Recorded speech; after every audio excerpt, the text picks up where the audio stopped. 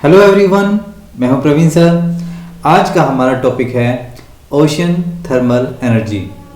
Ocean energy से related दो topics हम पहले पढ़ चुके हैं, जिसमें पहले हमने किया था टाइडल एनर्जी, उसके बाद हमने किया था वेव एनर्जी। टाइडल एनर्जी में हम टाइड्स का यूज़ करते हैं इलेक्ट्रिसिटी प्रोड्यूस करने के लिए, और वेव एनर्जी में हम वेव्स का यूज़ करते हैं इलेक्ट्रिसिटी प्रोड्यूस करने के लिए। लेकिन इस टॉपिक में जो हमारा थर्ड टॉपिक है, इसमें हम किसका यूज़ करते हैं? थर्मल यानी हीट का यूज़ करते हैं। कैसे करते हैं? सपोज ये एक ओशियन है, यहाँ पर दिन के टाइम जब सन रेज पानी पर पड़ती हैं तो क्या होगा? जो सरफेस वाटर है वो तेज़ी से हीट होगा। ये जो सरफेस वाटर है ये तेज़ी से हीट होगा। लेकिन हम जानते हैं कि जो सन रेज हैं वो ज़्यादा डेप्थ में नहीं जा पाती, इसलिए जो गहराई में जो पानी है वो कैसा होगा? ठंडा होगा। और जो सरफेस का पानी है वो कैसा होगा? गर्म होगा। लेकिन अगर हम 2 किलोमीटर की डेप्थ तक जाएं, अप्रोक्स 2 किलोमीटर की डेप्थ तक जाएं, तो इतनी डेप्थ में जाने के बाद जो टेम्परेचर डिफरेंस होगा वो लगभग 20 डिग्री सेल्सियस या इससे ज़्यादा होगा। सपोज यहाँ पर टेम्परेचर है 25 डिग्री सेल्सियस, तो यहाँ पर 0 to 2 डिग्री सेल्सियस टेम्परेचर होगा। कहाँ होगा? 2 किलोमीटर की डेप्थ में। और यही टेम्परेचर डिफरेंस हमें चाहिए इलेक्ट्रिसिटी प्रोड्यूस करने के लिए ओशन थर्मल एनर्जी प्लांट से। तो चलिए देखते हैं इस टेम्परेचर डिफरेंस का हम कैसे यूज करते हैं। इस फिगर में आप देख पा रहे हैं ये एक सेटअप है, जो कि किसका सेटअप है? OTEC का। OTEC का मतलब ocean thermal energy conversion plant. और ये जो पूरा सेटअप है, इसी सेटअप से हम इलेक्ट्रिसिटी प्रोड्यूस कर पाते हैं टेम्परेचर डिफरेंस की हेल्प से। तो इसमें आप देख पा रहे हैं ये एक पंप है। ये पंप ये जो पंप है कौन से लिक्विड को पंप करेगा? ये एक वोलेटाइल लिक्विड को पंप करेगा, जो कि हम यूज करेंगे वेपर्स में कन्वर्ट करने के लिए। तो ये सब्सटेंस कैसा होना चाहिए? जो कि इजीली एवोपरेट हो जाए। तो इसके लिए हम जो सब्सटेंस लेते हैं वो लेते हैं अमोनिया। अमोनिया की क्या खास बात है? जो अमोनिया है वो एक वोलेटाइल सब्सटेंस है।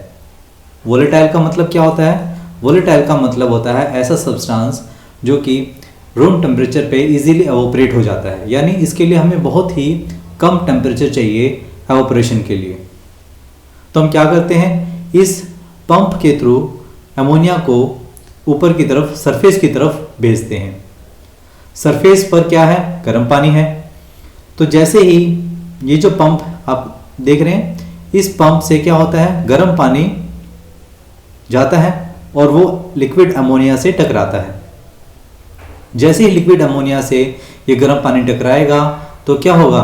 जो अमोनिया है वो वेपर्स फॉर्म में कन्वर्ट हो जाएगा। लिक्विड अमोनिया वेपर्स स्टेट में चेंज हो जाएगा, और इससे जो वेपर्स बनेंगे वो काफ़ी प्रेशर से आगे की तरफ मूव करेंगे और ये टरबाइन को रोटेट करेंगे। और टरबाइन किससे जुड़ी है? जनरेटर से। और हम सबको पता है कि जनरेटर का काम क्या है? इलेक्ट्रिसिटी प्रोड्यूस करना, और इससे हमें इलेक्ट्रिसिटी मिल जाएगी। लेकिन ये जो वेपर्स हैं अमोनिया के, ये अभी वेपर्स फॉर्म में है, तो हमें इनको क्या करना होगा? कंडेंस फॉर्म में कन्वर्ट करना होगा, कंडेंस करना होगा इनको। तो कंडेंस करने के लिए हमें क्या चाहिए? कोल्ड सोर्स चाहिए।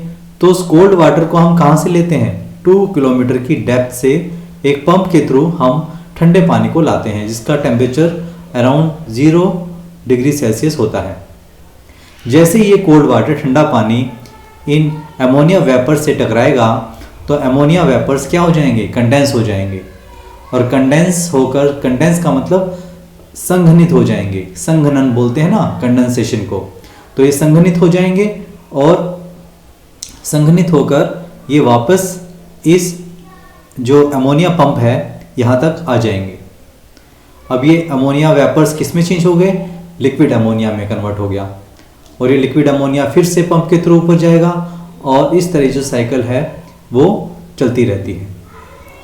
इसमें आपने टोटल कितने पंप देखे, 3 पंप, 1, 2 एंड 3।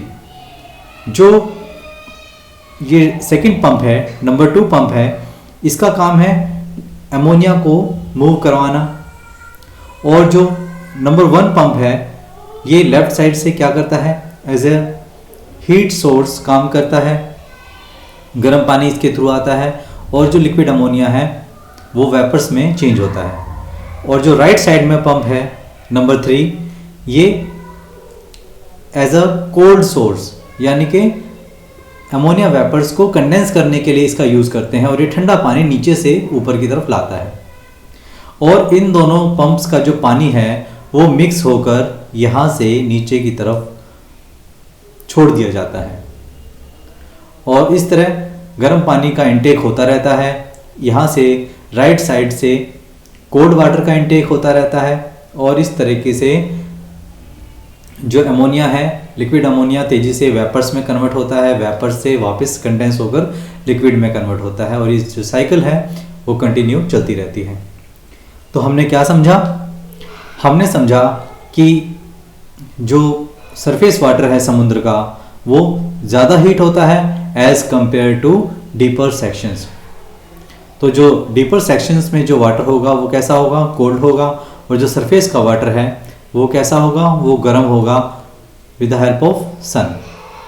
और इसी जो डिफरेंस का यूज़ हम करते हैं ocean thermal energy conversion plants के अंदर।